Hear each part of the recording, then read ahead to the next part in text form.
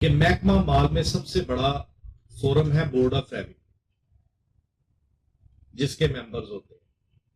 Board of revenue کے نیچے آتا ہے کمشنر، کمشنر کے نیچے آتا ہے ڈسٹرکٹ کلیکٹر، ڈسٹرکٹ کلیکٹر کے نیچے آتا ہے اسسٹنٹ کلیکٹر، جس کو آپ عرف عام میں تحصیلدار بھی کہتے ہیں، تحصیلدار کے نیچے آتا ہے پٹواری۔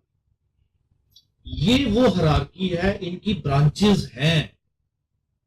بورڈ آف ریونیو کا ممبر ہے تو ممبر اشتمال علیحدہ ہوگا، ریونیو کو یہ انتقالات کا علیحدہ ہوگا، تقسیم کا علیحدہ ہوگا، یہ برانچز ہیں۔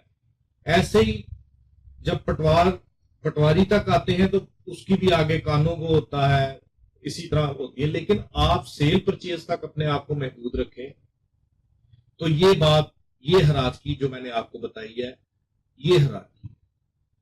اب اگر آپ نے کوئی ایسی ریزیڈینشل یا کمرشل پراپرٹی خریدنی ہے جس کو مینٹین کر رہی ہے محکمہ مال،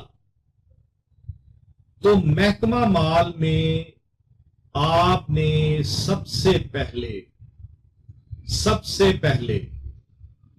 آپ نے جو آپ کو فرداد دی جائے گی اس کی ویریفیکیشن کے لیے حلقہ پٹواری کو رجوع کرنا ہے۔ حلقہ پٹواری اے نے کہا میں اس کا مالک ہوں، 4 سال پہلے بنا، یہ میری فرد ہے، جا کے چیک کر لیں۔ پٹواری آپ کو چیک کروا دیتا ہے کہ ہاں جی یہ میرے ریکارڈ میں مالک ہے۔ آپ نے یہاں پہ بس نہیں کرنا، آپ نے وہ اندراج ویریفائی کرنا ہے، کیا وہ اندراج درست ہے یا غلط ہے۔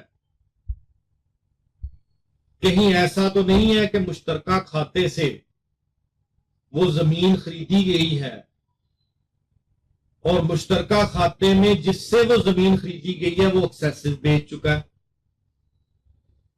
اس کے لیے 2 رجسٹر ہوتے ہیں، ایک کو کہتے ہیں پرت سرکار، ایک ہوتا ہے پرت پٹوار۔ پرت پٹوار جو ہے وہ رجسٹر ہوگا پٹواری کے پاس، اور پرت سرکار کا رجسٹر ہوگا اے ڈی ایل آر کے پاس۔ آپ نے اس کا اندراج دیکھنا ہے کہ اس پراپرٹی کے بارے میں، اس شخص کے بارے میں کیا دونوں رجسٹر ٹیلی کرتے ہیں۔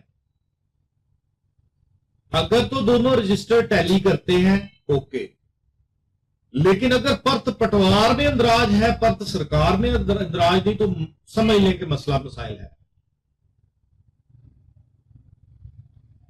دوسری بات، کیا اس میں کوئی تتیمہ کٹا ہوا ہے؟ تتیمہ کہتے ہیں کہ ایک مشترکہ کھاتا ہے، 4 کنال کا ایک خسرہ ہے، اس میں سے 4 بھائی تھے، ایک کنال کے مالک ہیں، چاروں بھائی ایک کنال پہ قابض ہیں۔ اس مشترکہ کھاتے کی قانونی طور پر تقسیم ہوئی، اگر تقسیم ہوئی ہوگی تو عکس شجرہ ایک نقشہ ہوتا ہے پورے موضع کا،